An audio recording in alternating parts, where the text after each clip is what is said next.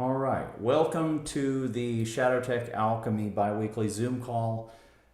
This is May 7th, 2022. I'm Colin Davis, and you are? Melissa Mari. And Melissa Mari, and today's talk is called Evolve or Die.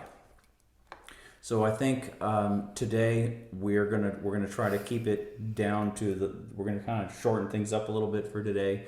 And I have some notes here that were based on if you go to the shadowtechalchemy.com website, you can get on the mailing list, and then you can get every other week I send out an invite link, which is always on the website anyway.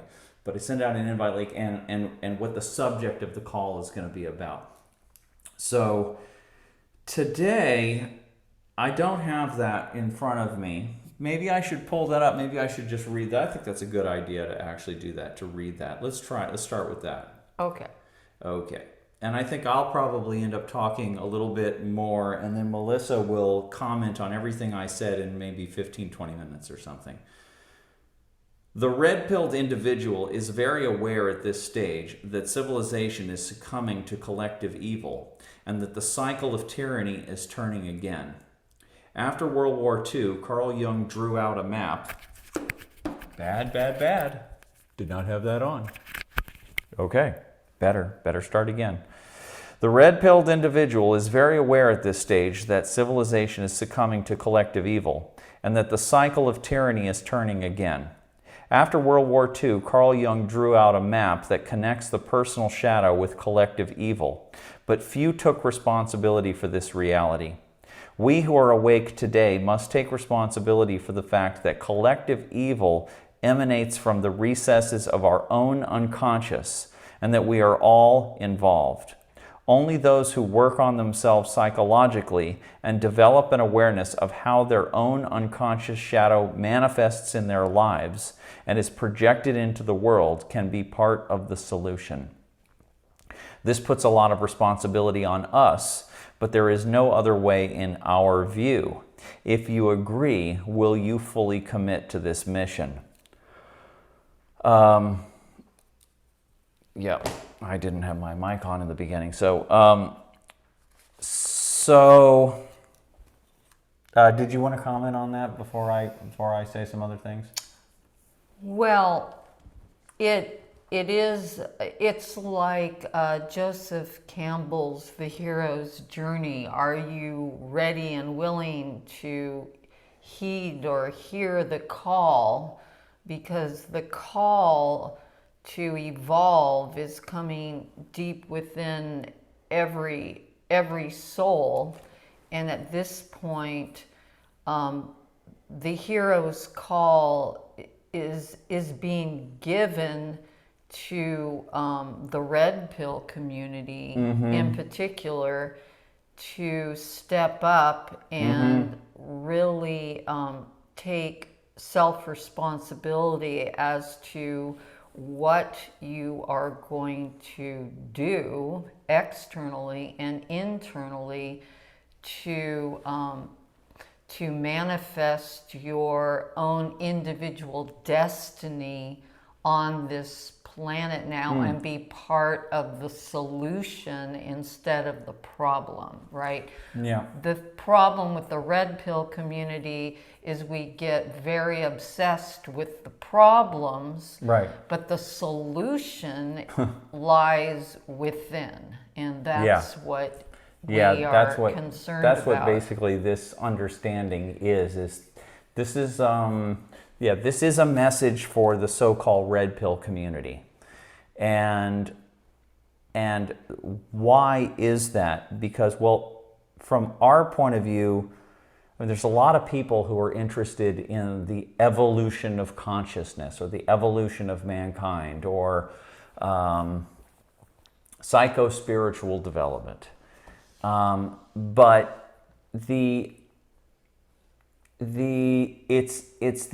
it's the people who, when I look at the different communities who are interested in psycho-spiritual or psychosocial development, we see a lot of what I think is a lot of naivety and what they call in the New Age community spiritual bypassing. And so I see that a lot of what makes people want to, a lot of what makes people say, God, we need to evolve. We need to wake up. We need to do something. We need peace on earth. We need to do something different. What it is that they're looking at that's telling them we need to wake up and evolve is they're looking at the effects of the human shadow. They may not know that that's what it is, may not have a Jungian understanding. They may not know anything about that, but they're looking at evil in the world. They're looking at war, and they're looking at famine and corruption, all of this, and people are always looking at that and saying, we need to do something different, let's do something different. Or it could be affecting you personally in a relationship, in your family. Yeah, at the personal level, Yeah. it's something personal will wake you up, but in terms of people who have an activist bone in their body and they want to do something to help the world, and we consider ourselves to be in that. You know, a lot of people don't have that kind of sensibility. They're not interested in that. But when I look at all the people who do want to do something, that reaction is a reaction to what they perceive as evil in the world. But what they're not getting, whether it's they're all getting together and doing prayer or those, remember those different, okay, there's all kinds of ways that people try to change the world, right? And what is missing from almost all of these efforts is the realization that what we call evil in the world is a projection or a reflection, you could say, of the dark aspects of the human psyche that everyone has within them. And they're not getting how the darker elements, first of all, they're not admitting that human beings are animals. They're not admitting that human beings have very primal ancient drives. There are few that are. Most people are not admitting this. They're not really saying, okay, we're monkeys. We're monkeys with a prefrontal cortex. Right. And they're not, and we're also little hamsters, and we're also lizards. You know, we're all these things. We're little worms. We're little cells. All these things are stacked technology. We're all built on all these layers. And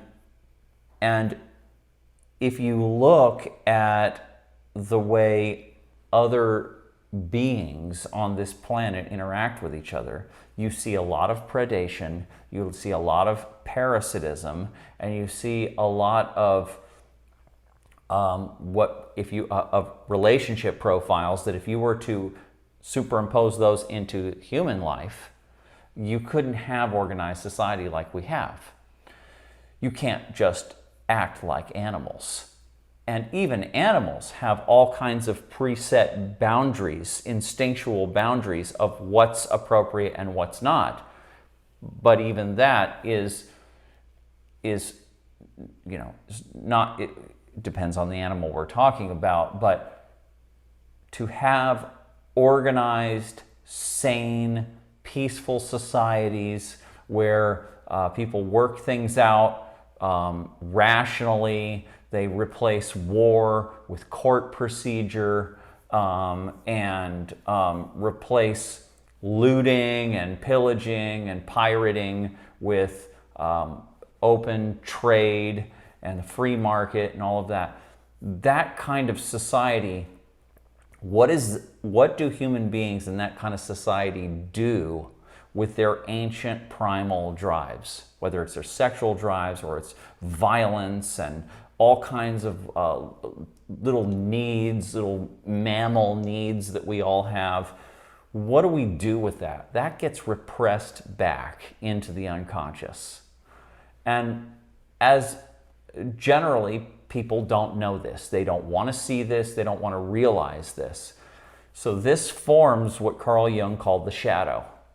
And the way these drives or this psychic material is held back is through what we call cognitive dissonance. It's literally so at odds with the way we see ourselves that we can't see it. It's in us, it's bubbling up and leaking out and trying to show itself to us, but we push it back, we make excuses for it, and we continue to repress our shadow material. Or it leaks out, it moves through, you could say it's displaced. And it's displaced through actions that we take that are based on a rationale or an ideology.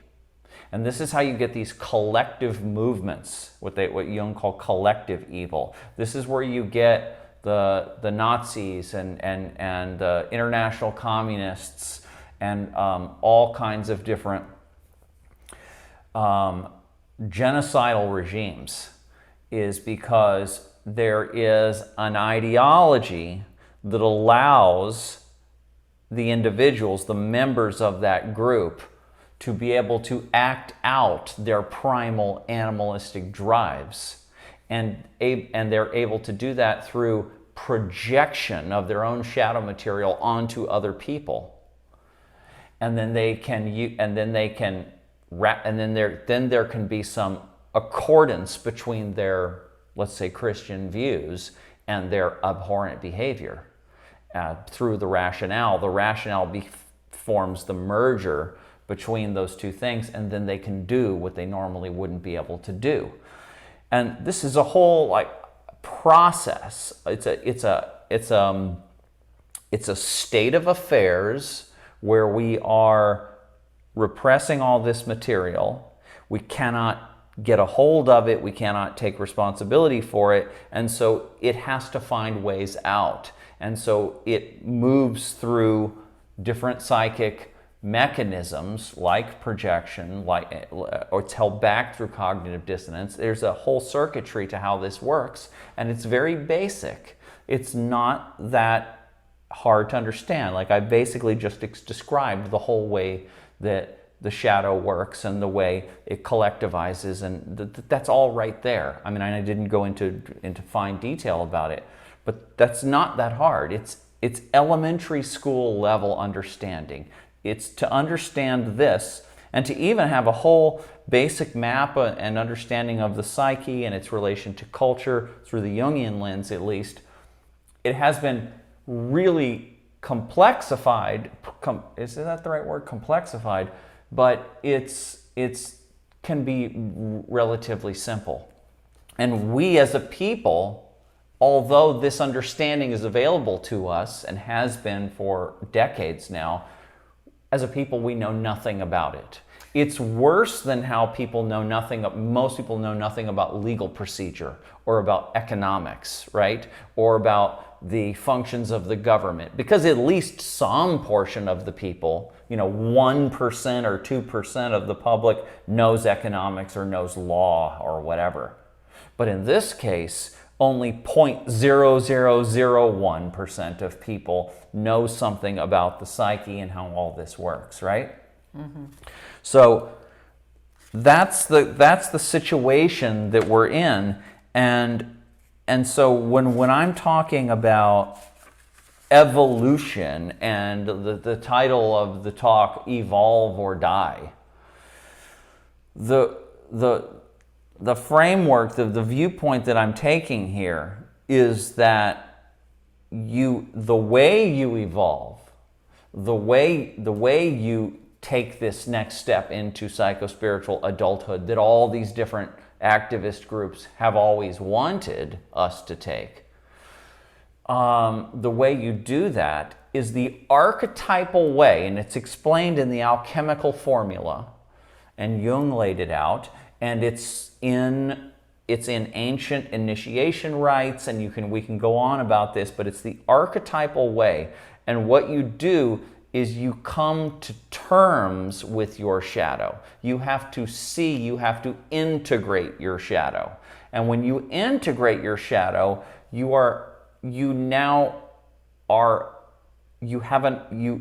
achieve a new understanding of yourself that is, on one hand, more whole, more realistic, because you have incorporated your own personal darkness, your own personal evil into your understanding of yourself. You've also rescinded a lot of your projections, and a lot of your naivety has been, you've broken out of a lot of that naivety. And you have a grandiose aspect of yourself has had to die. And an egoistic aspect of yourself, or way of seeing yourself in the world, has had to die through this shadow work, through this understanding that, oh crap, I am really messed up also. I am also repressing my own primal drives. I am also evil. I have those things that Hitler had, or that Donald Trump or Hillary Clinton or whoever you're projecting onto. Oh, I have these tendencies. Oh, I'm really not as smart as I thought I was. Oh, I'm actually more dependent on what others think of me than I thought I was. And everything that you would want to shove down in the shadow, you have to slowly but surely come to terms with and go, whoa, whoa, whoa, whoa, whoa. And you have to be able to handle that. It's an initiation. So this initiation of coming to terms with your own shadow and the shadow in the world is what takes you into this next step of psychological or psychospiritual maturation. And if people want this method, this Jungian system, or some version of it, this alchemical method, if people don't do this on their own, and most people won't, then what happens is Mother Nature will do it for us. Mother Nature will just turn the seasons, right? Mm-hmm. And the human culture will just go through its own purging, like a bacteriological die-off. Right? Because our collective unconscious is co-creating with nature. We are the biosphere. We're one little aspect of this. Right. And so this is on the personal level. This is when the individual can't move forward in life because there's too much repression, there's too much cognitive dissonance, there's too much discontinuity between what their soul wants, or what their capital S self wants in the Jungian understanding, what their higher self wants, you could say, and what their ego wants and what their ego thinks they need. And so at the personal level, when you have one of these confrontations with the shadow, and you're not aware of any of this alchemy or any of this other stuff or human evolution or whatever, you go through a little mini, what they call dark night of the soul. You go through a little ego death, and you suffer through that process. And it can take weeks, it can take months, it can take many years. And at the personal level, but then at the sociological level, at the collective level, then you have where people are not really doing this work personally. They're not taking responsibility for their own little mini ego deaths at the personal level. Then they're just kind of churning with the whole mass. Mm-hmm. And they're going through this kind of mode of activism and ideology and hopes and fears and projections, and then a decade later they're in this one, and then they're in this one, and then they're in this one, and they're just kind of swirling around with the culture, and they're just taken through it. And it takes multiple generations of lifetimes, and then the collective, slowly evolves, and people get caught up in it, and all of this drama happens. And that's fine, and that's how the movie of life works. That's how the big movie of human culture works. But what we're doing here and what the Jungians are doing, or what they're supposed to be doing, let's say that, what they're supposed to be doing is they're supposed to be doing this evolutionary process at the micro level sped up. They're basically, this is what alchemy is, this is what the process is. Instead of, I mean, the whole idea of alchemy is, hey, look, nature does all of this, does all of this, it has this whole creation scheme. Maybe we can understand how nature does this creation scheme. We could bring it into the laboratory. We could take these natural elements. We can heat them up. We could pressurize them. We could distill these things, and we can do natural processes, this is chemistry, in the laboratory much faster than what it would take 1,000,000 years for nature to do, or thousands or hundreds or whatever it is. We can speed up the process. And this is what psychospiritual alchemy and this whole Jungian system is about saying, I am a vessel, I am an alchemical vessel of body and mind. And spirit, I kind of, that's another subject, but, and I can do this process in my own psyche, in my own life, in my own relationships, in my own world, and I can evolve myself. And then the part where kind of we come in with this is, hey, we're going to do this, and then we're going to tell other people what it's like when you do this, right? That's right. Like report back. It's like peer review in the scientific culture. Yeah, I think that's the end of it. And yeah, so that's the whole thing, and that's how it's at the personal level. If you don't evolve when you are at one of these junctures, then it is often evolve or die. People commit suicide, they drug overdoses, whatever it is. And at the social level, entire cultures will die if people do not get it together and get into the next mode. And usually it's unconsciously. I mean, it is all mostly unconsciously. But we're now in a phase where maybe, there was always mystics and people that were saying, hey, we can do this consciously. But we're at a place where however many of us want to do this work consciously and report back to each other how it's working out, and to be in the experiment and have peer review and all of that, then it's, last thing I'm going to say is that the Jungian community, I think, was doing a great job getting this into the world, but it mainly got filtered through academia, and then academia became so corrupt that they had to shove that out, and it's kind of relegated to its own corner. And it needs to now come, just like how media is now going into this alternative media. Now this psychospiritual development, this alchemy, this Jungian way of doing things has to now just go through common people.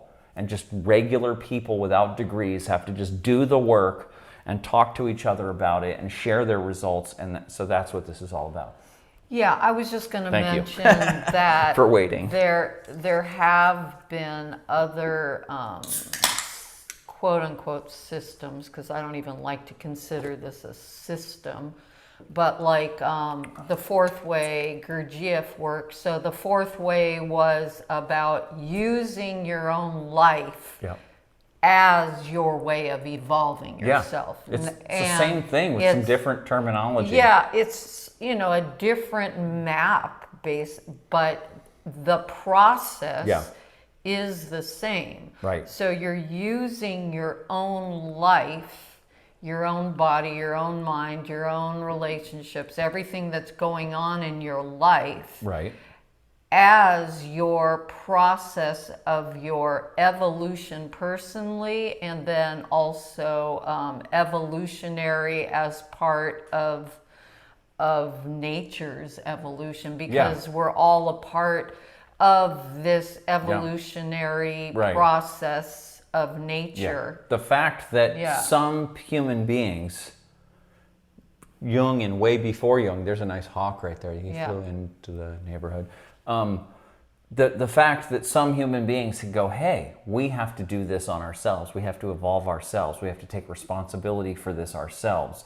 Do this shadow work ourselves. Do this alchemy ourselves. The fact that some people get that epiphany and then commit their life to it, that's coming through us. Right. That's nature saying, hey, tingle, tingle, tingle. Some of you imaginal cells need to come online now. Right. I mean, there have been many people, or more than you would imagine, that have been engaged in this process without calling it individuation. Oh, yeah. Colin Wilson, he was very much of an alchemist. We can talk about many different methods, systems for self-evolution, especially in the East. They have all this yoga, and they have internal alchemy in the East, and that goes back, as long as we know. Wow, he got a lizard. Oh, really? The hawk has a lizard in his yeah, he's up there lizard. In the tree. Yeah. Yeah. So, for instance, in spiral dynamics, that would be if you see a hawk or an animal spirit, say, you would look at it as like a spirit, like the Native Americans, right. Native people. Another viewpoint. But you take that as part of your life. Okay, I see a hawk and he caught a lizard. What does lizard represent in me? What does that hawk represent? They knew these things through just nature. They watched nature. They saw that they were part of that hawk. They had more of an engagement with this bird, and they realized that there was a natural interaction between that hawk and themselves. Yeah. And so we create these stories, we create mythologies to you could say that's projection, but it's also part of a previous mode of thinking that was more matriarchal, where people were more in the system. They were more in nature. So the hawk was literally a part of you. Right. So and was hawk much closer to your represents consciousness than strength. today.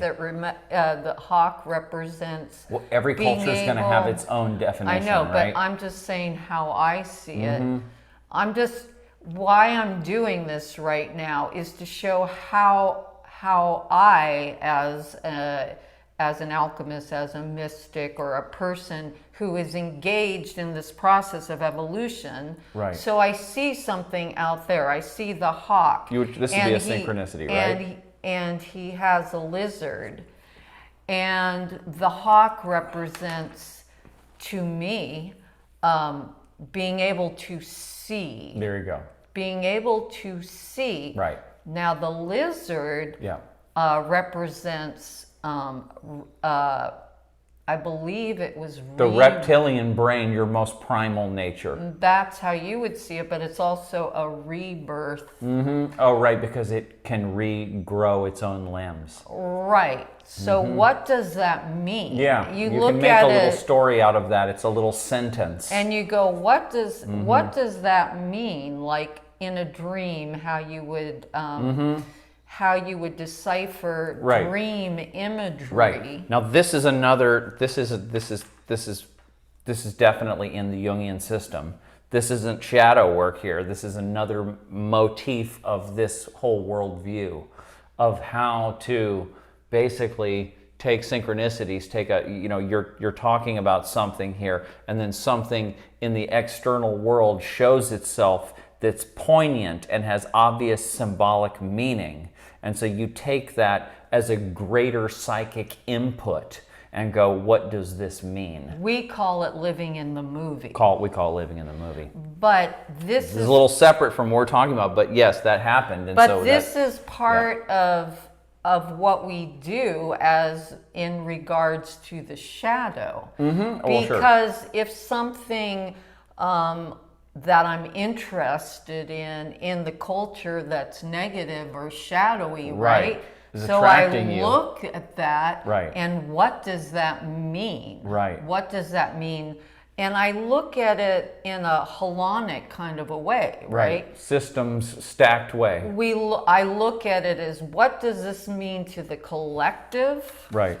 If it's a big meme, for instance, or some trauma drama that's going on, and I would say that this week, right now, there's this defamation trial with 2 Hollywood actors, Johnny Depp and Amber Heard. Yeah, you wanted to talk about that. Yeah, because I think it's really important. It's important to me because what it shows is an archetypal drama that many women and men experience, especially this shadow drama. We can talk about it, about the shadow victim-victor cycle that's going on in there.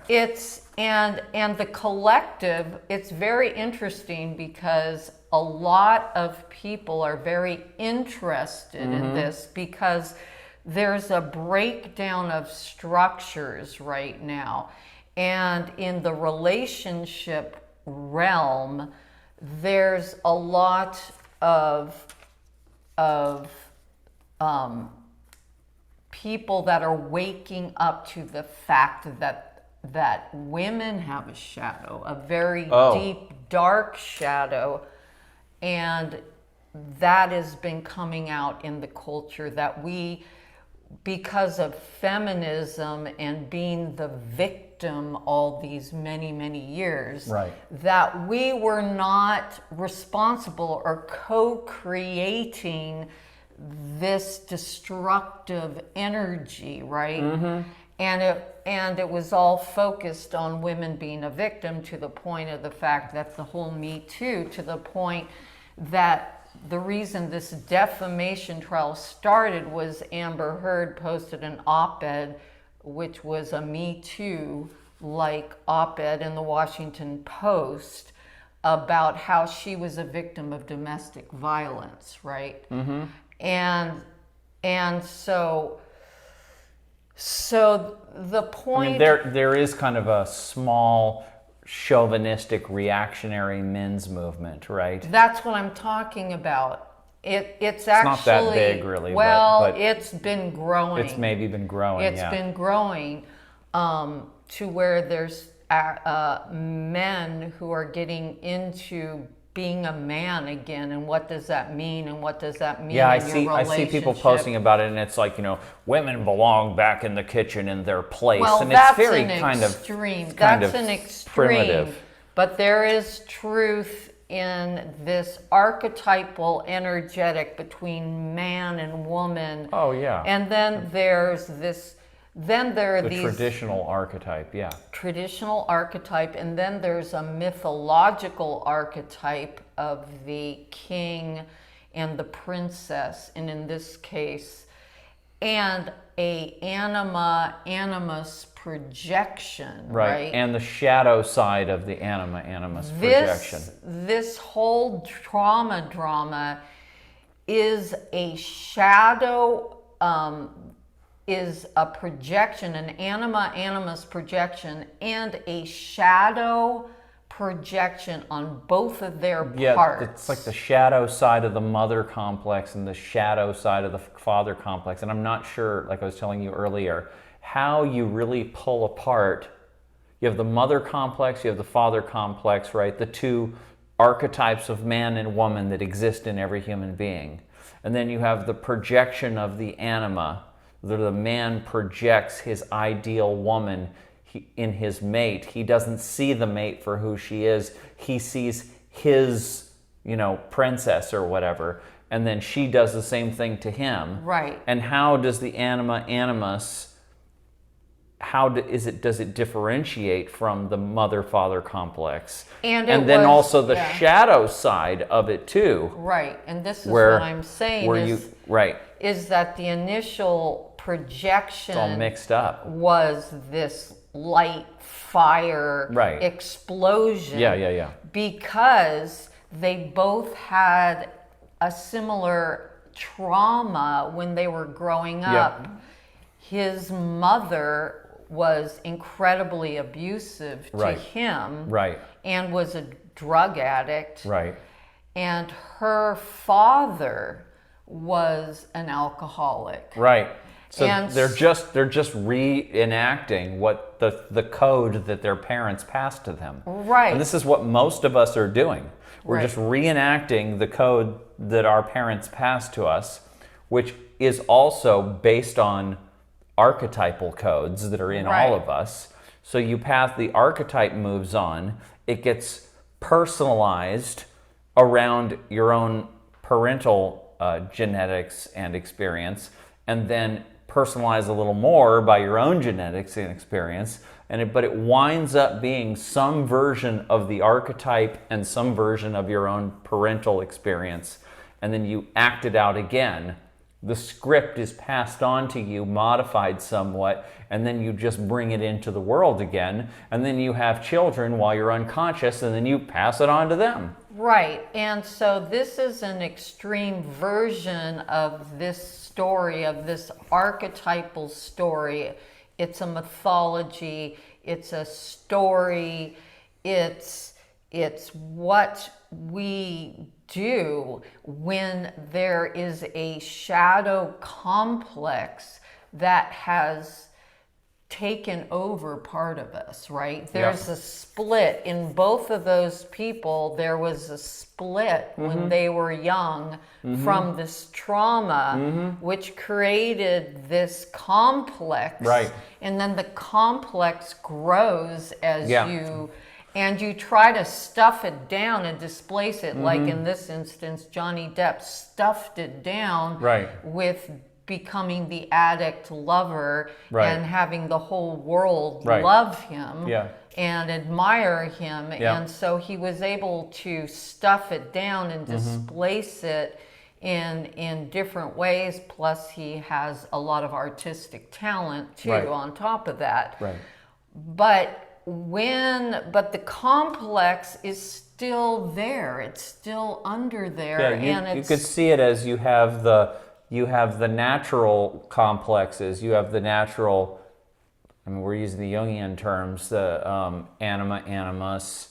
You have the natural mother-father complexes. These are just patterns in the psyche, archetypal patterns, and then you have those, and then you have the sort of tapestry of corruption that's formed out of trauma. Right. And then that tapestry, that deep state, the shadow complex, you could call it, kind of grows and weaves its way into your natural psychic complexes. And then they kind of take turns, and you see this kind of, it diseases your natural your natural functioning. Right. And so because of the fact both of them were focused externally, maybe they had therapists, and there were times that Johnny Depp was sober, but these complexes were not, they didn't have, whoever they saw did not have the knowledge of that there was a active organic life form complex that had been formed through the trauma, which is wanting to fulfill these cycles. What they were aware of, a cycle. You could talk to them and they would both tell you, oh yeah, I remember in this instance when I was taken over. I couldn't stop myself. You heard that in the testimony. I haven't been watching it, but I did. But it's always that way when you break up a domestic violence type situation. You break it down. You talk to them. You go. They will admit that yes, it was at this point where I couldn't restrain myself anymore, and I was taken over, and I acted this out. And maybe I remember it, maybe I don't even remember it, maybe I Right. partially remember it, maybe people told me I did these bad things, but I don't even remember it. This is where the complex, the shadow complex, overtakes, gets so much psychic energy in the ego and just takes you over, and it's in the driver's seat. Right. And then it runs until its natural conclusion is reached. It's a feeding cycle. Yeah. Those fights that they had, they were cycles of these complexes Victim-victor cycle. wanting to feed Yep. on Totally on calls them. it the pain body. Yeah. Yeah, it's so incredibly, when you start doing this on yourself and you recognize that if you have some sort of a complex or a break in your own system from trauma or epigenetic trauma, and you start to follow the cycles, you really see how they have a life of their own. Yeah. And they want to play this cycle through. They're little circuits, they're programs, and they're little movie scripts, and they have their own little pathway. They have their own little beginning, middle, and end. They have their own little, the ways these shadow complexes are triggered in certain ways. It's always the same. They then rise into power and overtake the ego. Then they compel one to act in certain ways, to say different things.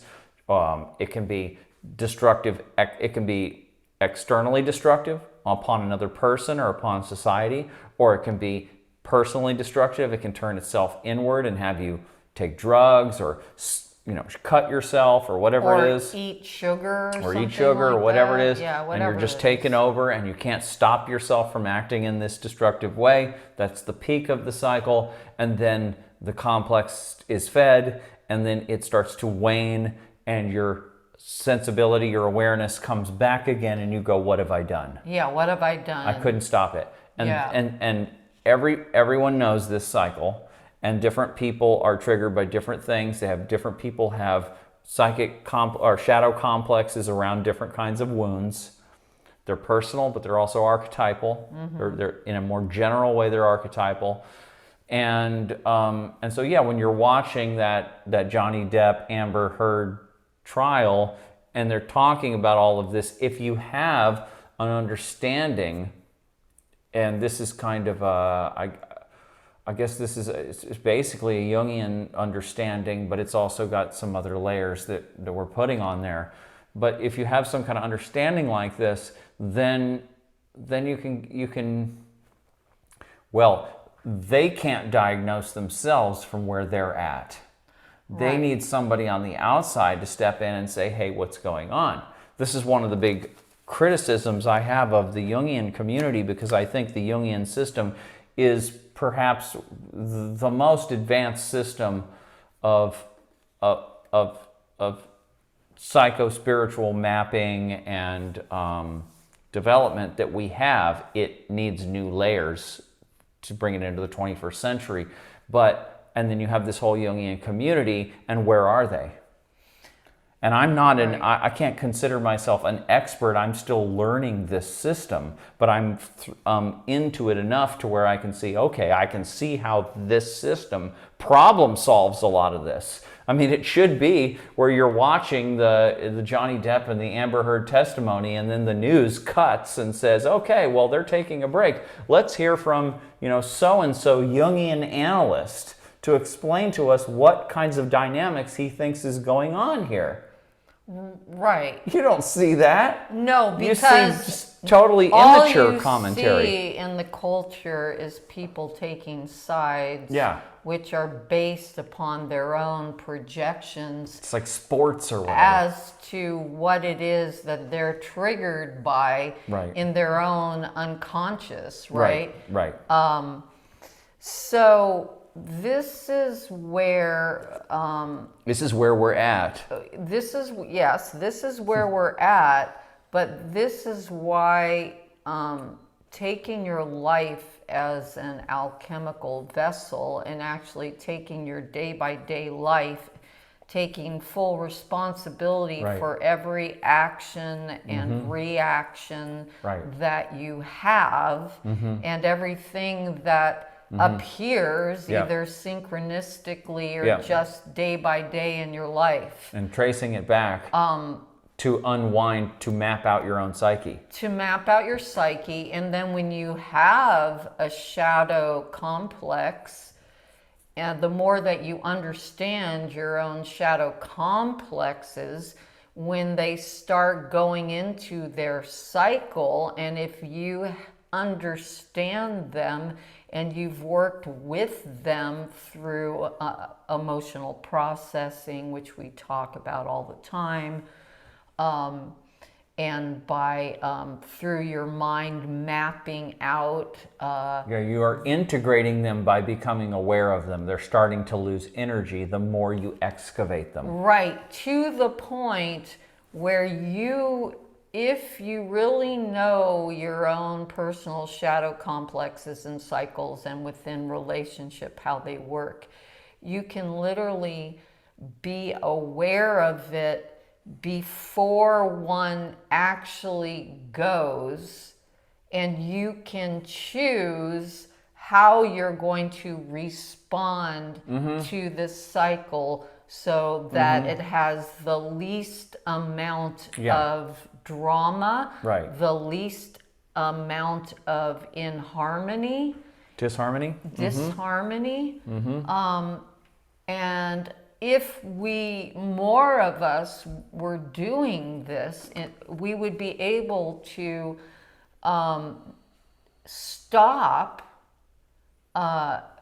dramas or minimize and once we can see it in ourselves and our own drama cycles, our own shadow complex cycles, then we can start to see, well, it's part of the awakening, is that, oh, okay, Johnny Depp and Amber Heard, they're doing the same thing I've been doing to some degree or another. Oh, Israel, Palestine, or U.S. and Russia, or China, Pakistan. Actually, I didn't even really think about that, but this is Perfect. And it's happening exactly at the same time as this whole Russia-U.S. thing is building up. Right. It's the same same cycle. The Amber Heard, Johnny Depp cycle is the same cycle. That one has certain personal dynamics that are pretty common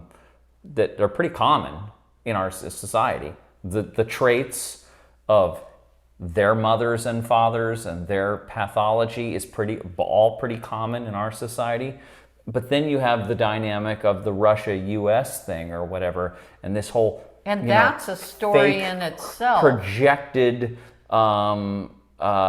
victim-victor complex that's going on, where one side is saying, you're bullying the world, and the other side says, you've been bullying us for a long time. And it's back and forth, and no, you're the bully, no, you're the bully, no, and all this, projection stuff. And then when you don't have a collective of people who recognize the projection, and then the evil which is done through the projection, which is killing more just regular human beings. Through the ideology of Russia bad, it's okay that a bunch of Ukrainians are going to die, or through the ideology of... Or Russians are going to die. Or Russia good, and I guess now Ukrainians are going to die. Either way, Ukrainians are going to die. And then it's like...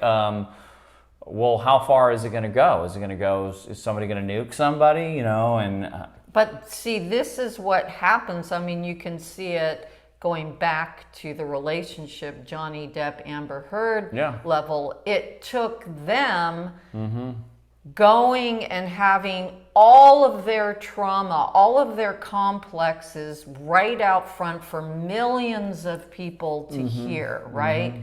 So at any point in this whole trauma drama that they had, they could have taken a different route and gone into deep personal. They couldn't have. I know, because they didn't have. They weren't aware enough. They weren't aware enough, and they didn't have people around them that were aware enough. And they had so much grandiosity going on. Right. That But look at our countries, how much grandiosity and. I think it's a good. I think you could do a really good kind of overlay analysis where you take that particular conflict and you take the Russia West, the West versus Russia conflict, and it's kind of, I don't know, different people are caught up to a different degree in it, right. Because I was like watching an old Jeffrey Mishlove tape, and they were talking about the nuclear,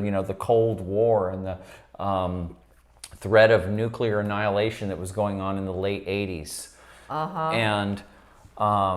And I thought, well, okay, so then that thing kind of died after the Soviet Union crashed, and then they replaced the fear program with Islamic terrorism, right? And then that one crashed, and then now we had the COVID and fear of viruses deal, and then that one is still crashing, and then it's, hey, let's recycle the Cold War again. It's just. And standing on the outside of it and not being involved in the projection, I'm looking at it like, this is just so stupid. It's just like, okay, another page in the comic book. But I forget that a lot of people are very caught up in the projection, and they're living it out. They're living it out, and then of course the people that are directly involved in the conflict. Oh, they are the literal, like those people who are directly involved in the conflict. If you take it from the point of view of a projector, a movie projector, they are the shards of the lens that is the projector. They are the primary projectors. They're the ones that are on the news saying, so and so bad, so and so good. Yeah, but I'm saying people who are even caught up, civilians in the crossfire and all this. They're on the film that's being fed through the projector, and they're just being fed through. Right. They're just, the film is, they're just caught up in the movie, and the film is just feeding them through, and they're being projected out onto the collective screen that we call culture. Right. And okay, so that's good for today, right? For us talking. No, I just think that when you start to do this on yourself and you take it seriously, it really does become like evolve or die, because the deeper that you go into your own complexes and you work with the complexes, you realize that everything that's been played through you on the shadow side in your life has, because I have not been aware of those things, I just become a part of the movie versus being a co-director of the movie of life. Now, I'm at a stage where I can choose how I respond to this movie that is running through me, the archetypal self, the archetypal mythological story that's being run. And then I have the choice on how I respond to it. Yeah. And then perhaps... You have the choice in every area where you are aware. Yes. In the areas where you're still not aware, you don't have a choice yet. But that's just But more and more areas through doing this investigative work come into the light. Oh, this was a program that was running. Oh, this was a program that was running. Oh, this. And the more you excavate and the more you bring into consciousness, then now you have choices around those programs that are running, whereas you had no choice before. So it's really, yes, it's you're not totally becoming a director of the movie of life, because there's still so much collective, personal, archetypal scripting that's running through you and running you.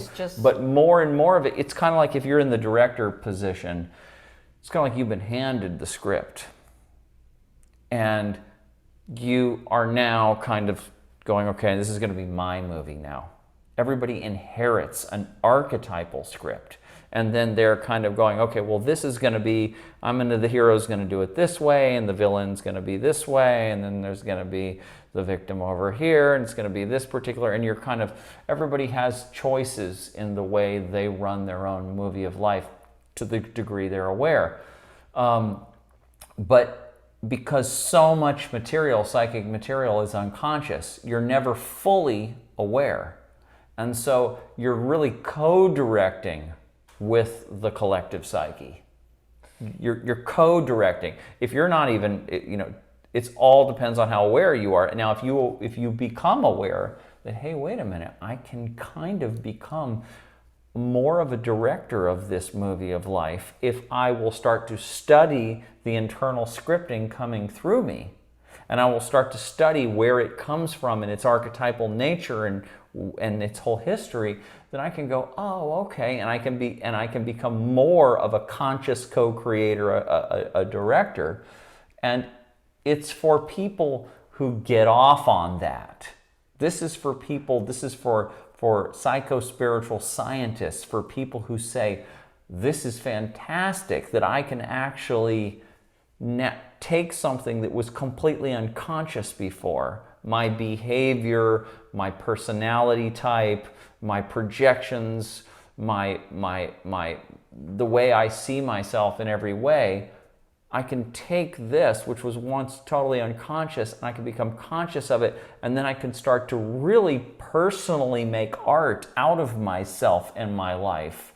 And isn't that a lot better than just, it's like in the art analogy, you're handed a coloring book, and if you're unconscious, you're just like, oh, okay, let's go to this page of the coloring book. All right.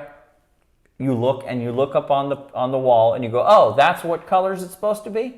Okay, and you copy the colors from the example on the wall, and then you fill in the coloring book the way it's been shown to you. And then you go to the next one, you go, oh, okay. Well, in the conscious way of doing this, you take the coloring book and you look at what's on the wall and you go, okay, I want to have different colors than that. And you start coloring it in with your own colors. And then you go, I've been doing this for a while, push it to the side, get a blank piece of paper, and start drawing out your own scenes and coloring them in the way you want to, right? That is a lot more, it takes work to get there. But there are some people that just cannot be satisfied with just filling in the coloring book the way the collective scripting says. And so this is kind of an esoteric path, but it's a path that a lot more people could get on now. It's available. There is an on-ramp, a huge on-ramp through the red pill movement to get on to this conscious co-director path, this alchemy path, and become aware of all of this unconscious stuff, and then therefore start becoming part of the solution, literally changing the path of mankind. Right. And this is a huge on-ramp right there now, and it's just sitting there. And it's kind of like you go on one of these toll roads. Everyone's on the highway, just all crammed in the traffic, and it says toll road, bypass road. It's cost you $3 or whatever. Let's just pay the $3, pay the bridge toll, and then let's just go on this. And there's no one on this thing. Right. It's like, wow, it's only $3. Let's go on here. But everybody's all caught up in their own little drama of the highway. And oh God, this damn traffic, when are they going to fix the roads? And Well, that's because the complex doesn't want to evolve. right, okay, So, yes. so there we go. And hi, Scott. I see Scott's with us today. We had someone. She might have put she might have come. in the chat. Oh yeah, she probably said hi and bye in the chat. And then she said that she would be. Oh, Scott said he will be away for a while. He'll try to be back again soon. Okay, no problem, Scott. So, do we have any comments on Facebook? No, there were a couple people on there, but no one. We encourage anyone who sees this to share this wherever they want to. Yeah, and if you do have any questions about anything that we just talked about, feel free to comment. Everybody is encouraged to comment, to ask questions, to share the material, to do whatever they can. We're in an environment now where, there's so much material online. There's so many people, giving their opinions on things, and a lot of coaches. A lot of coaches out there, and there's all this stuff, and the way we're doing it is we're doing it in a very we're doing it in a very frontal way, and we're not offering any kind of quick fixes or anything like that. No. So, Life art and living in the movie is a process. If you take our material, if you take our book, Shadow Tech, if you take these calls, and you take the other material that we put out, and I'm going to be starting an interview program with Jungian psychologists and other systems thinkers, starting like within a week. If you take this material, and over time it will become more and more clear. And this is there is a program, there is a path that is being worked out, and it's really, like I keep saying, it is kind of the same kind of alchemy program that's been available. It's been available but esoteric for a long, long time, and it's the Western yoga, it's the Western psycho-spiritual development path, and it's our own take on it, and it's sort of the so-called red-pilled on-ramp. And if you take this, there is all the tools that you would need to develop yourself, to initiate, I won't say initiate, but to advance yourself psychologically and work through your issues, through your complexes. This is all developing in this program, and we're giving it out for free, and we're just saying, come along for the ride. And so we're just asking people, anybody that resonates with it, share it with whoever you want to share it with, put it out there, give other people the web address or the YouTube channel or whatever channels around. We'll always have shadowtechalchemy.com. We'll always have shadowtechbook.com. And get it out there. And I guess we're just going to let it kind of have the life that it has, and we'll see what happens with it.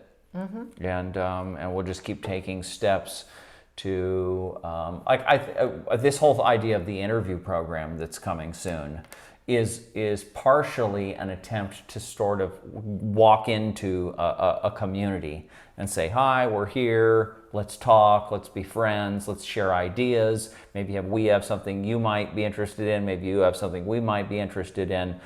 And then also, hopefully, what I'm trying to do here is I'm trying to bridge the Jungian community with the red pill community. And that's gonna work out the way it works out, but that's what I'm trying to do here. And so if anybody can help that happen, that would be appreciated.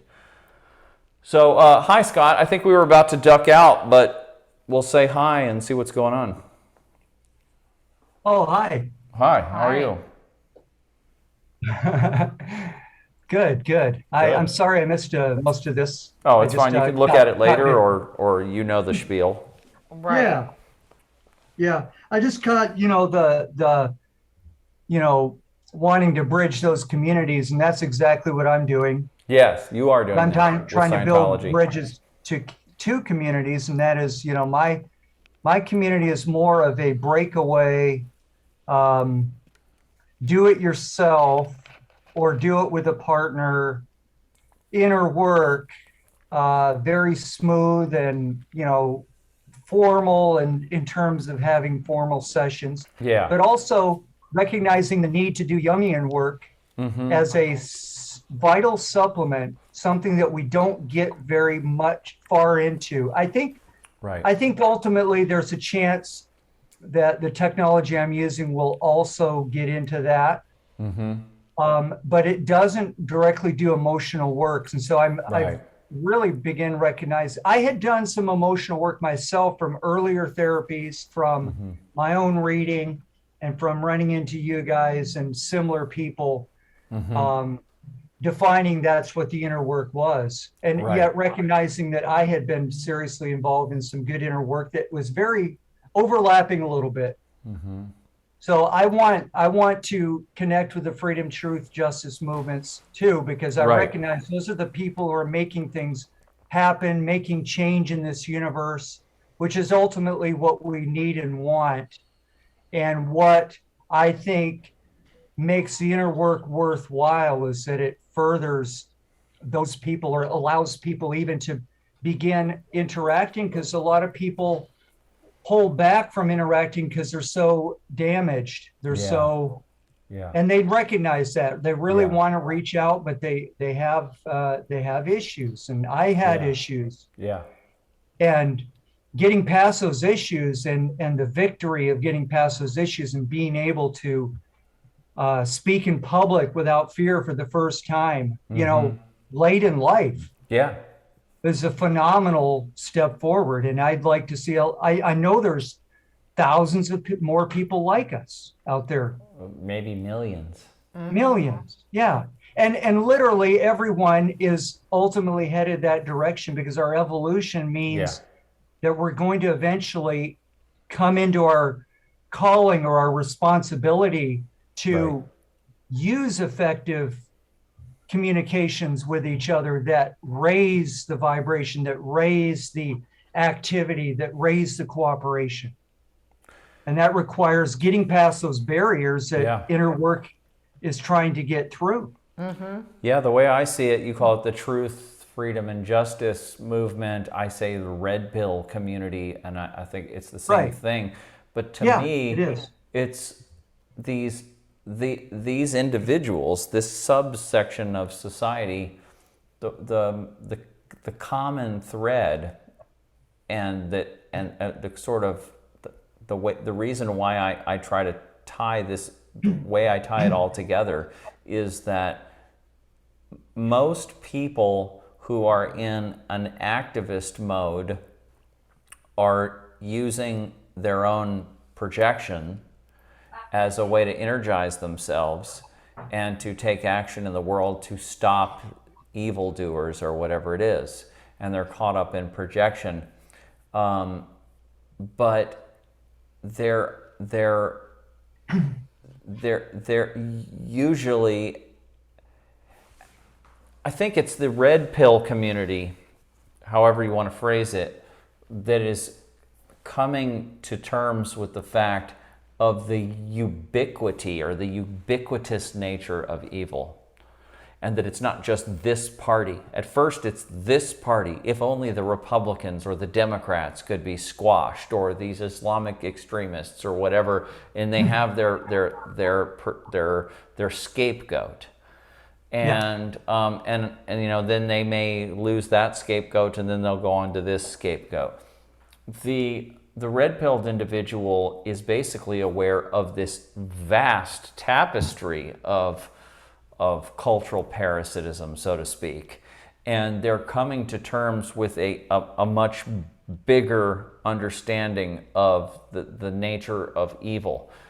And so I think that because they're at a higher, even though they may have their own, they may come up with their own view that still allows them to project, like it's the new world order that's against us, or whatever before maybe it was international communism or whatever, even though they may still tend to do that, they're still more sophisticated, and they understand that, that if any of these leaders or whatever were to be removed, then the new ones would just pop up in the structure. They understand it at a deeper level. And so what I'm saying is that because you have this community of people who are now able, not the first step is to even be able to look at systemic evil.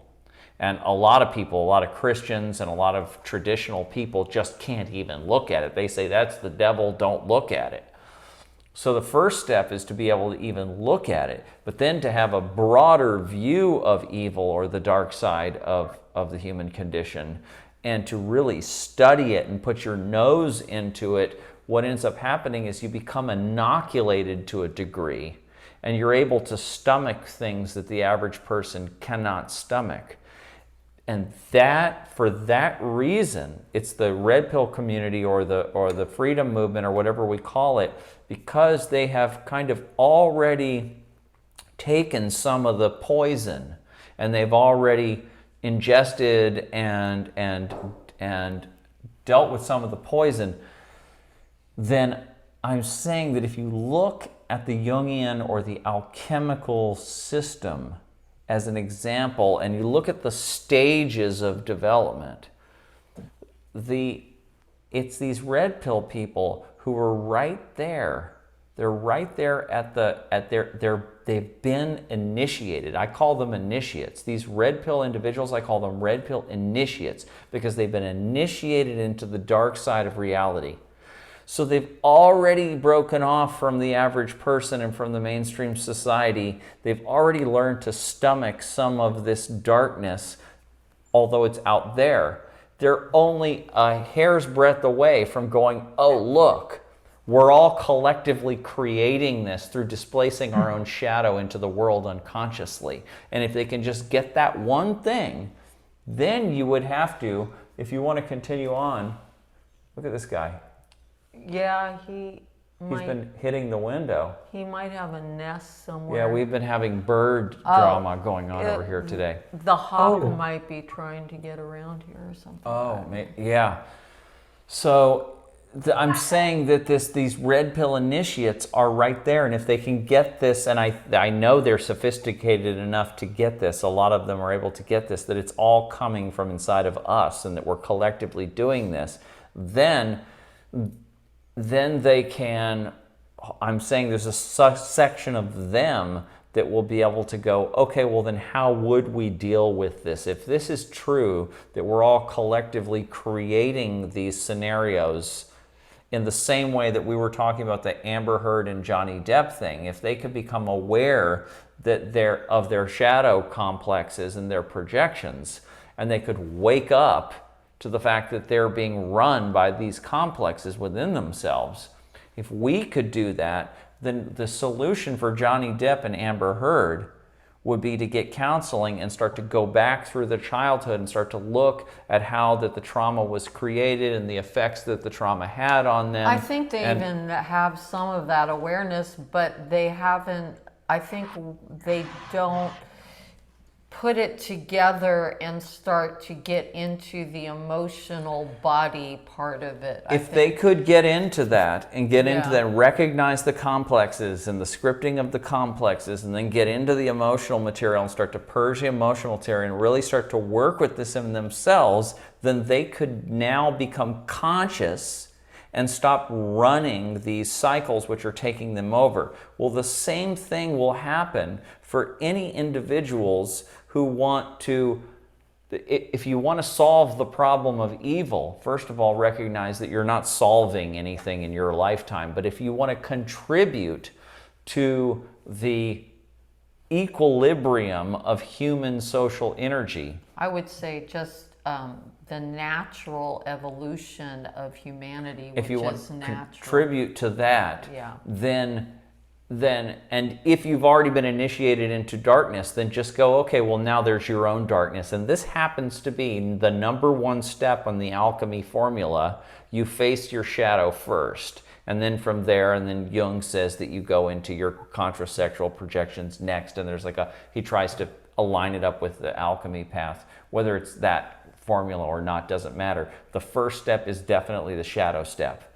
And so this is where the red pill initiate just turns it around and says, okay, well, at the same time I'm studying evil out there, I'm going to study evil in here, and I'm going to start working on it in myself, my own personal darkness. And then through doing that, I'm going to heal of my own garbage, my own drama, and I'm going to, through that means, rescind my own projections and my own displacements and be part of the solution. And so I think these people are perfect for this whole system, and they just don't know it yet. And I mean, and I don't. And again, I'm criticizing the Jungian community because the Jungian community is themselves. I think a lot of them are boomers, and they're not able to. Across the board, they're still in denial about cultural evil and the shadow and all the red pill stuff. So that's interesting, because I've been looking at the exact same thing, and it's why I for several years now have reached out to the Freedom, Truth, Justice movement, not because of my own personal interest, because of my own shadow work, but because of recognizing just what you explained, that maturity in a different, maybe coming from a slightly different direction, but they come up to a recognition and they run into their glass ceiling or their wall or whatever it is. Glass by ceiling. recognizing the truths that you're saying. And, all of the above leaders I'm about to say are awesome in my regard. But I'm going to give you two different kinds of leaders of the red pill or the freedom, truth, justice people. And Alex Jones and David Icke are awesome leaders. They present awesome data and an awesome example. Right. And they explain it in the way where you do get that you've got to get up off the couch and get things done. You do. And you've got to work on yourself. That comes up a little bit. There's not a lot of emphasis on that. But David Icke has a little more of that, maybe. But Alex is kind of at the health level. No, he just had that guy Jake Ducey start that Go ahead, Scott. Go ahead.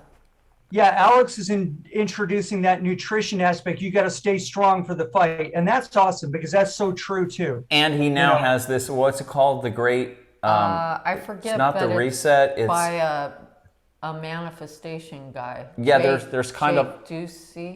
There's a new system that he put out a few months ago, which was kind of a program. He got together with some other people and put together a program. It's kind of seems a little kind of like the kind of manifestation, like The Secret type thing or something like that. So he's starting to go in that direction, but that's not really where he's at. So, but go ahead. I'm glad you reminded me because I signed up for that and I forgot about it. So I need to take advantage of that. And you know what I did is the guy that one of the main guys that helped him development went through a synopsis of like 12 steps of everything that's in the program, and he was reading from notes, and they were showing the notes on the screen. So I just screenshotted those, and I just documented what all the 12 steps were, and I just looked at it and just thought about each of the 12 steps to try to figure out what the program is. I haven't bought the program, but it seems like it's going in the right direction, definitely. But anyway, your point is that they don't emphasize the inner work enough because they're extroverted activists, and that's their main modality in life. Yeah, leading by example, which is a great thing, and that's their style, and that's fine. I wanted to contrast them with two others. Mark Passio and Michael Tessarian. Okay. And Tessarian is a Jungian. And he does recommend the Jungian inner work. Mark is a little more vague, but recently he's come out with at least a few instructions and steps, which I think is great. And since I am on his drawing a blank as to what his website, his system. What's it called? The One Great Work Network. Oh, which okay. is, I wasn't aware. I know who Mark yeah, Passio is, yeah, and I've looked at probably one or two of his lectures, and I know about his background and all of that. But I don't yeah. keep up with him that much. Yeah. Yeah, But yeah, and I call that the outer work for contrast, yeah. but he That's the outer does work. he does regularly emphasize that if you're not doing the inner work, you're not going to get this, you're not going to Right. He progress does. very I've heard him far, you're say not going to that. be able to And teach this. Tazarian does too. And Tessarian says that Yeah, all the time. He- Yeah, there's he not as much stresses that. emphasis with any of these people on, okay, well, here's exactly what I do. I wrote a book to show you what I do, or here's the person I'm following. They don't really do that. They're kind of just vague about work on yourself or whatever. yeah, Yeah.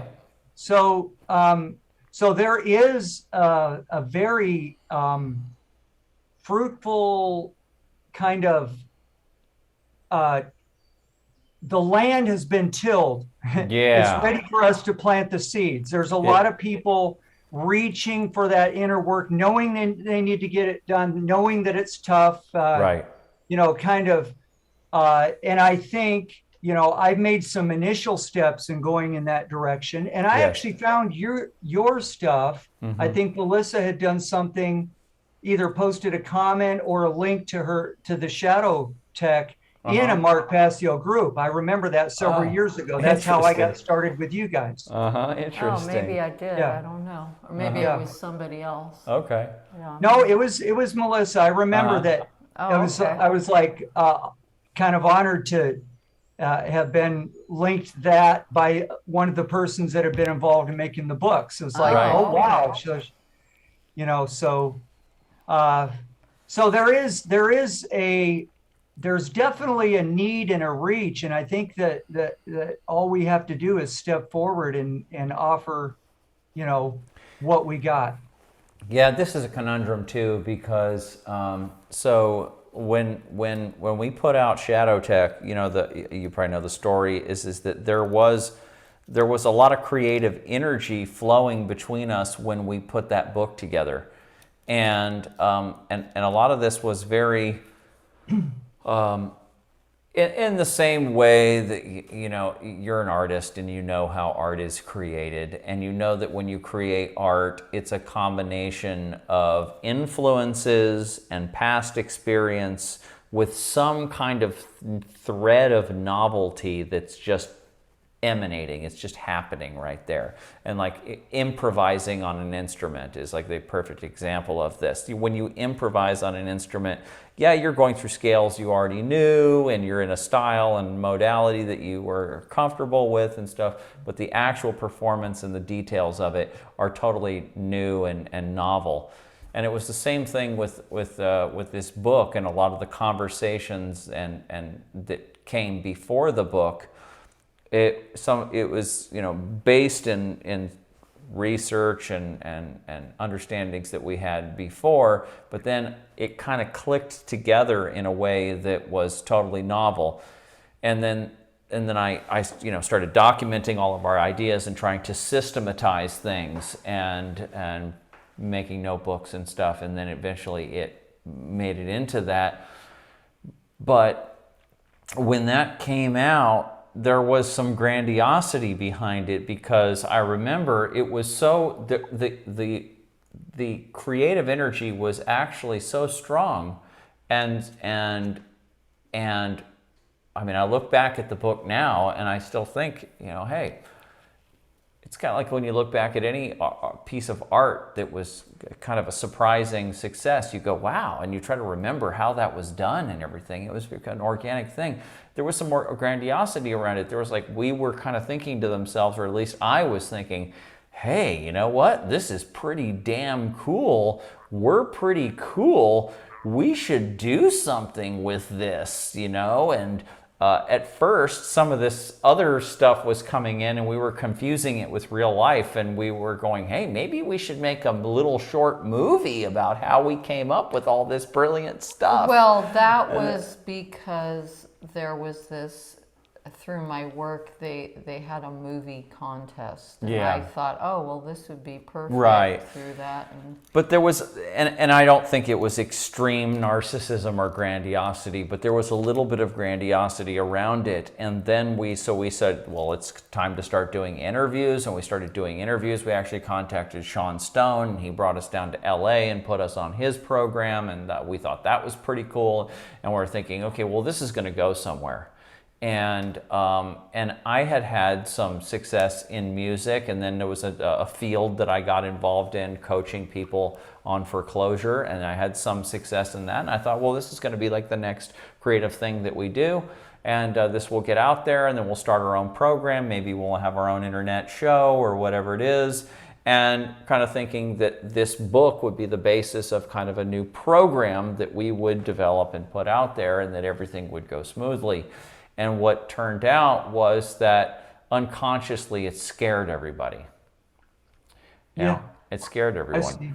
And so what we came face to face with was, some interest in some corners and all of this, but difficult to get deeper. And when it came time to really saying, okay, well, this is what we have to do with ourselves, and had to take responsibility and do this work and do this excavation work, this emotional clearing and all of this, then it was kind of like it was having a hard time with it. And so that's where it took a while, but I started to realize that what I'm dealing with here is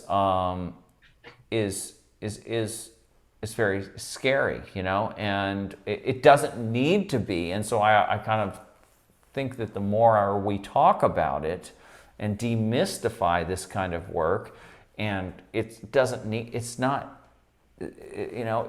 going to suffer one way or another. You're either going to suffer because of your own complexes throwing you around unconsciously through life, or you're going to suffer doing the archaeological work to integrate your complexes, but you're going to suffer one way or another. So just accept it and then become a conscious part of the process instead of being led around.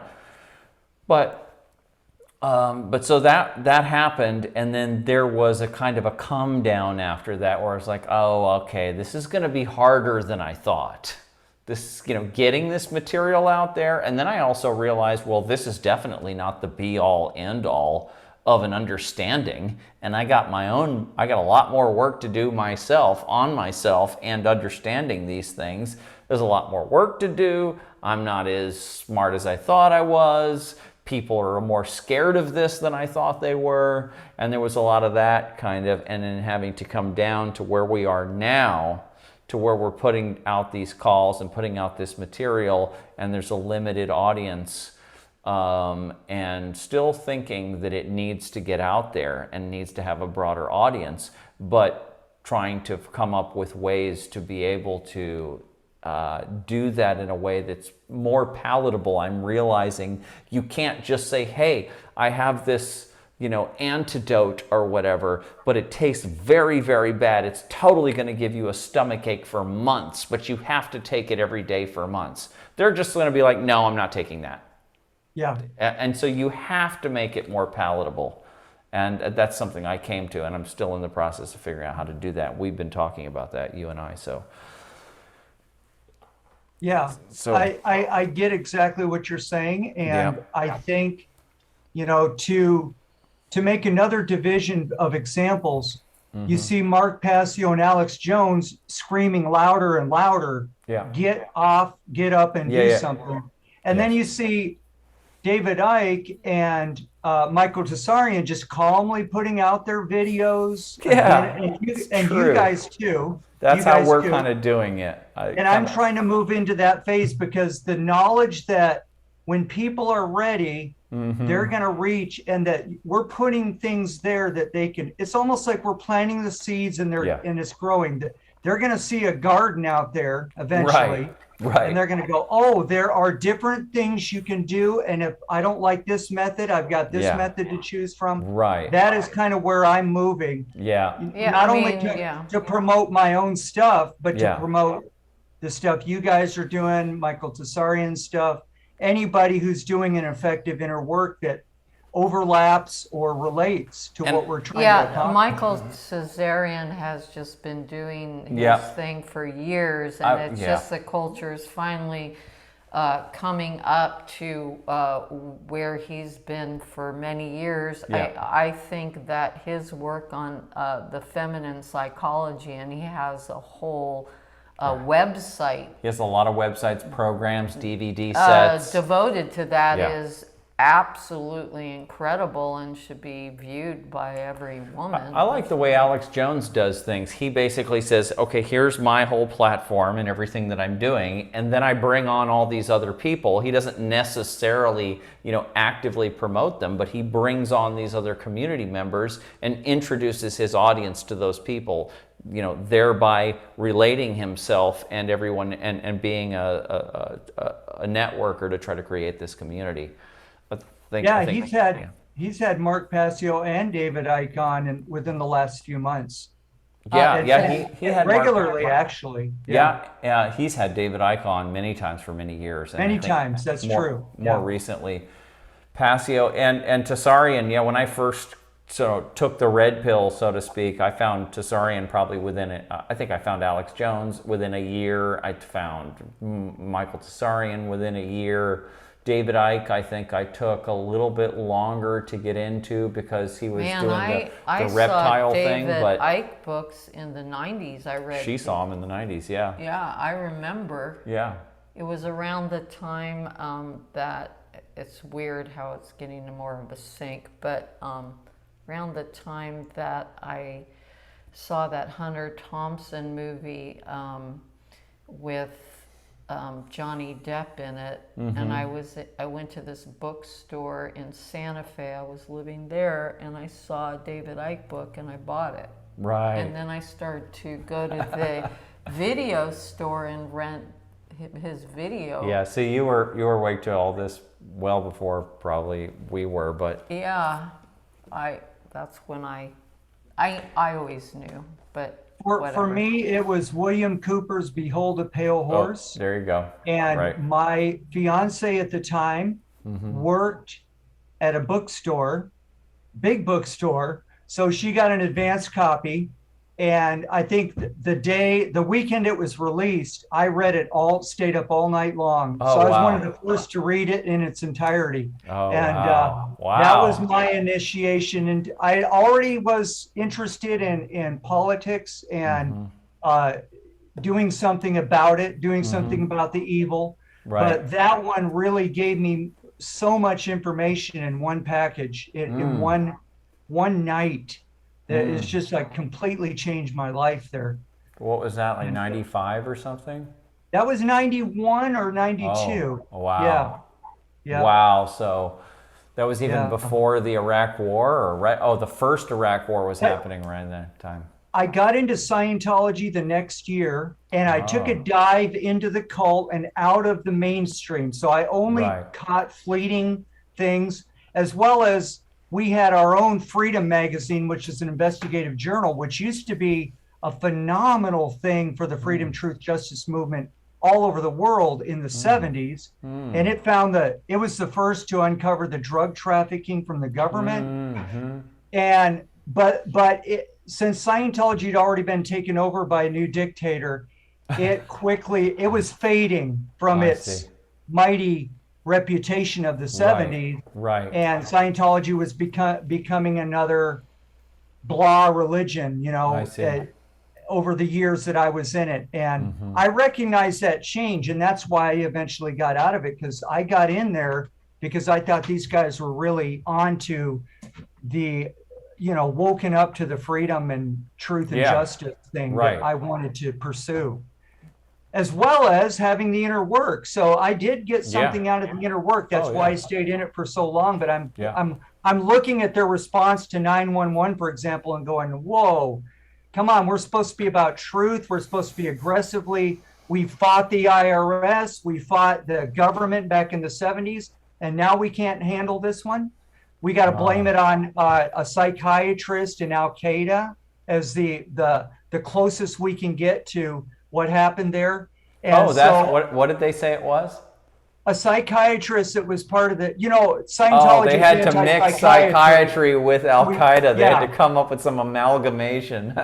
yeah, exactly. So the bad guy is always psychiatry. And in the old Right. days, CIA psychiatrists were running the mind control thing. Yeah. So it was Oh, yeah. like, Yeah. you know, I agree. Psychiatry is part of the shadow network, or however you want to say it. Yeah. absolutely. Not Yeah. psychology per se, but No, psychiatry and yeah. pharma and all that. Yeah. Yeah, psychology has kind of divided itself, especially in the United States. I don't find this outside of the United States. I've been in Costa Rica and Argentina, and psychology is radically different. It's way more than along the lines of what you guys are talking about. Oh, yeah. Okay. But Right. psychology in the United States suffers from this schizophrenia between being addicted to the psychiatry model and the psychiatric drugs on the one pills, side, Yeah. and working for the government and Yeah. being a government enforcer. Licensed. An Yes, agent yes. of the Yeah. state. Yeah. Yeah, exactly. And on the other side, there's all kinds of renegade radical psychologists because that's what they're about. They're about learning who they are. And they end up embracing, you know, they end up blowing the whistle against the Guantanamo tortures, things like that. Yeah. And so it's a very schizophrenic subject, just like Scientology has become very schizophrenic Yeah. along the Oh, same yeah. line. Yeah. The state, Jungian the state community and the is. freedom. Yeah, the Jungian community is not as schizophrenic. It's more like it's just. Tamed, I It's guess. been, yeah. It's very. There was a. I think they're too obsessed with the map versus going within their own process. Well, I think the Jungians, the last generation of Jungians that really had a lot of energy, are the Boomer generation, and so they're now, you know, on average in their 70s and 80s, moving into their 80s, and their energetic phase is over, and then there aren't very many. We're Gen Xers, in that field, and there's They are though, but they work at the Jungian societies and at the colleges and stuff. There are, but I don't see how there's any. If you look to me, if you just like kind of look at a curve, at kind of a growth curve, it's kind of like there was a lot of the Jungian system got a boost out of the 60s and 70s.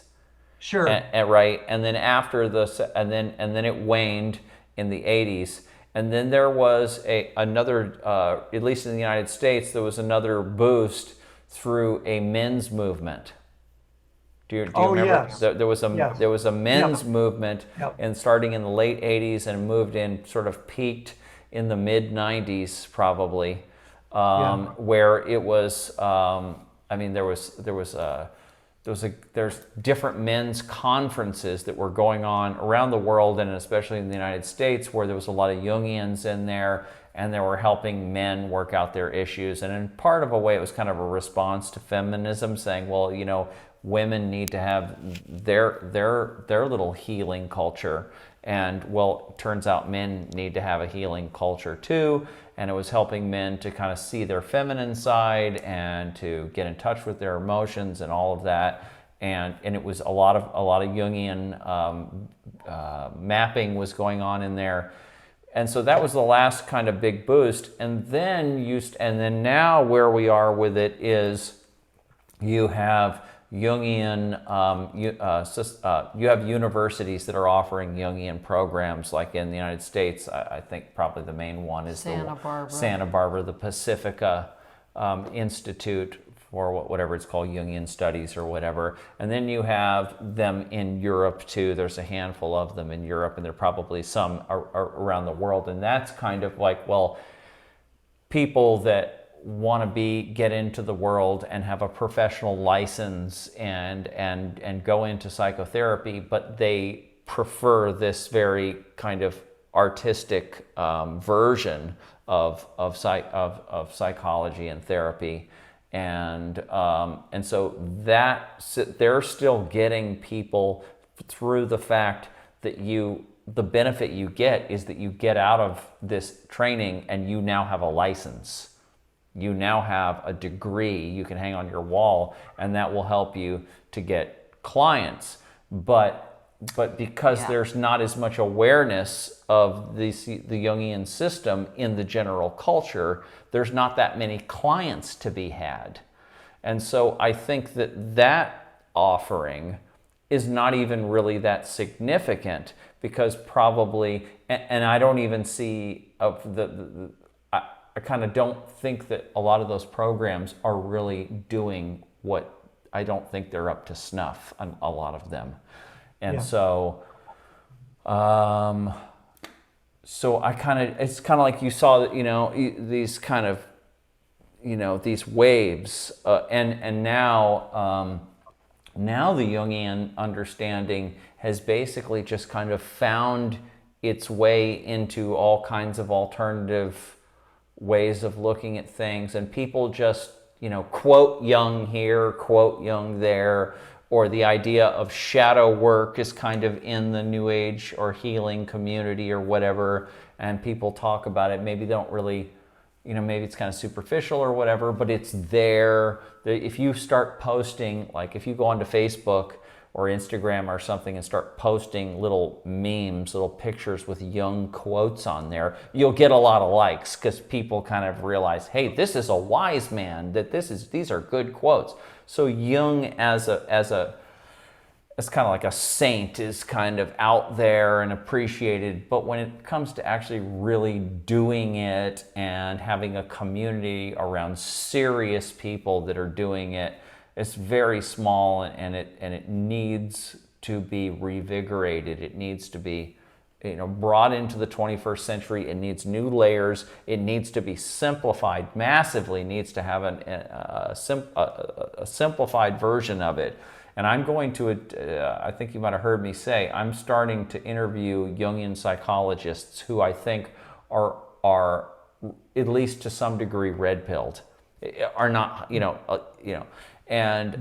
and one of the things I want to do is, besides talking about the shadow, which is going to be kind of like the main area of this, it is going to be to try to not only educate myself better, but move in the direction of hammering out kind of a simplified map of the Jungian system, maybe add some things that need to be added on there, and offer kind of like what we talked about last week, and you and I still have it written down here. Kind of the way to go is to it has to be easy to do and learn. It has to be high quality, and it has to work.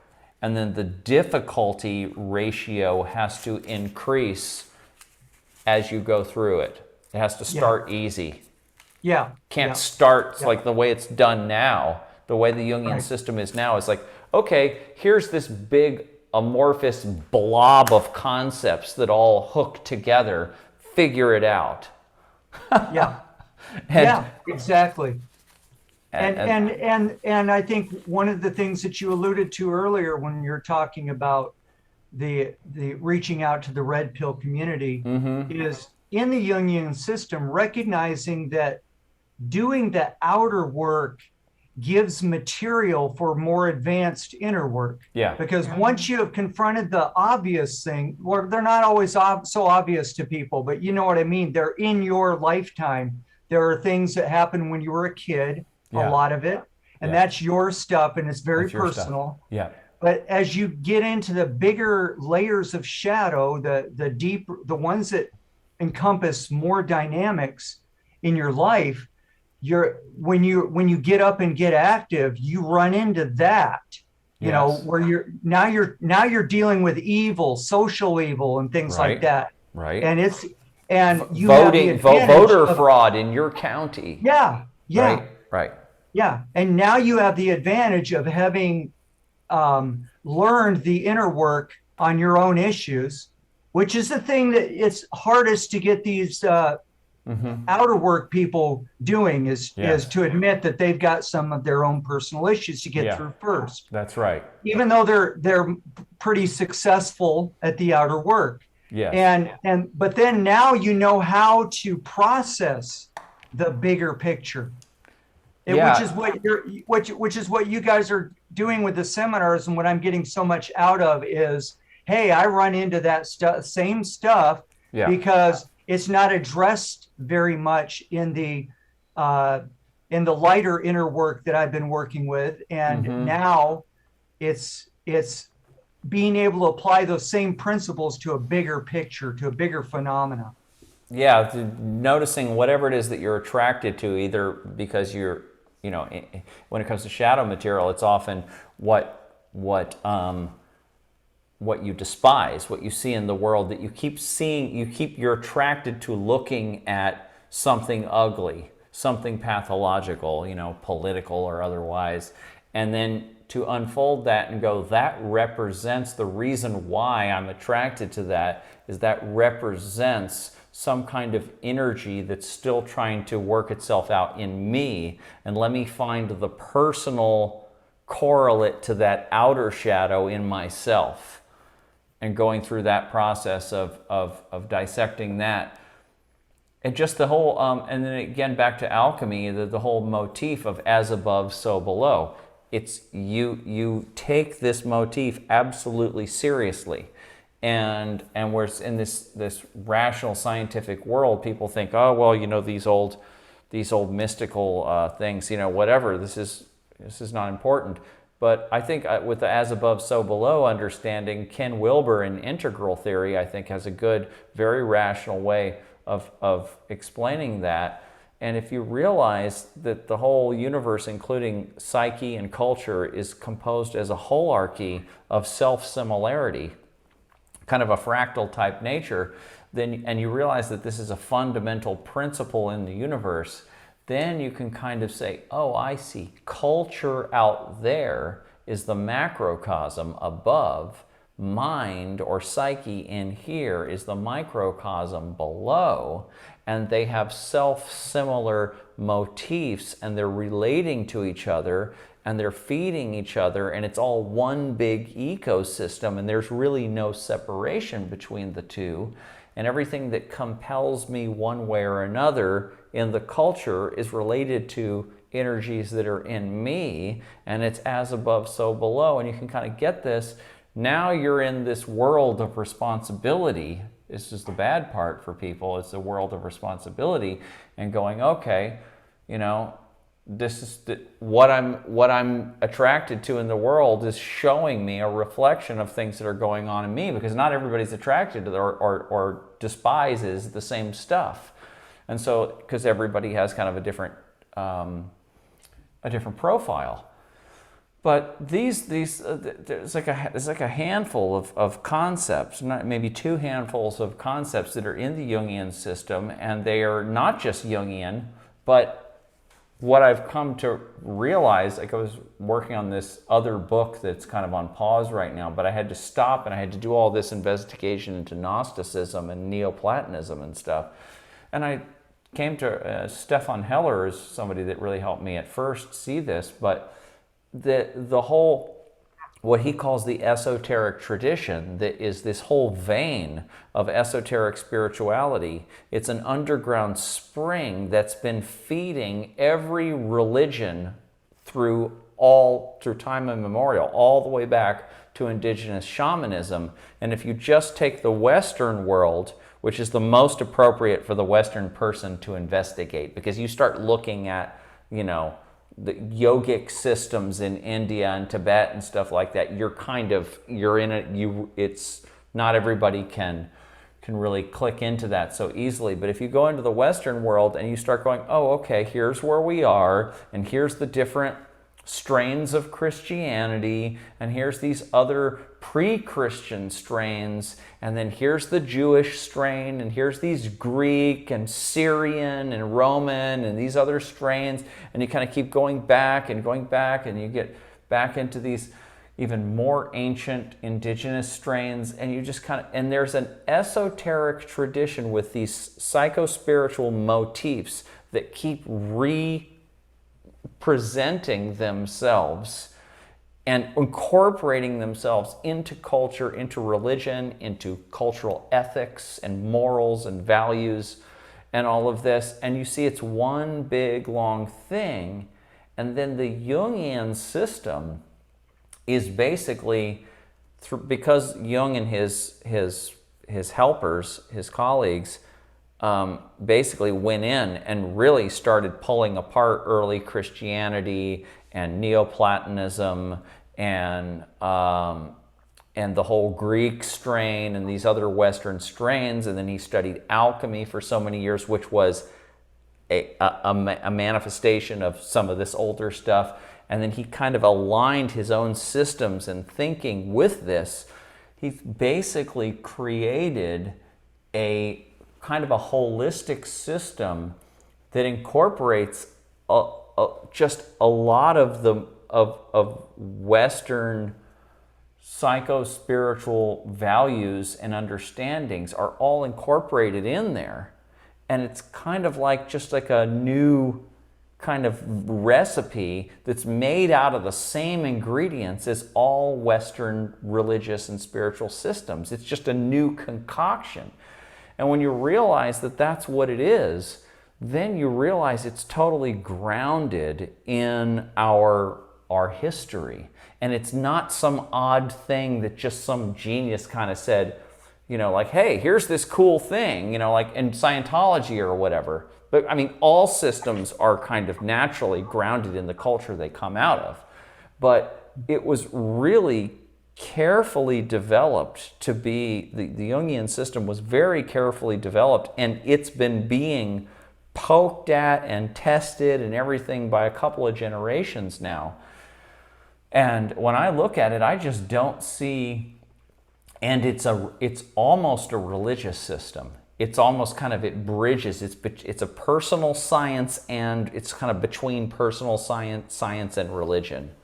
And to me, I just don't see any kind of a methodology for that takes evil into consideration, that gives you tools for working out your own evil and your own complexes, and for seeing the connections between self and the world, and puts it all in the context of our history. I don't see anything that is as developed as the Jungian system, although I know that I've already been overlaying some new understandings on top of it. So I know that you can't just use Carl Jung's language from the 1920s, 30s, 40s, and 50s in German and then just completely exactly use the same thing now today. There has to, and there's new understandings, systems understandings that can go on top of it. And so it needs to be updated. It is being updated.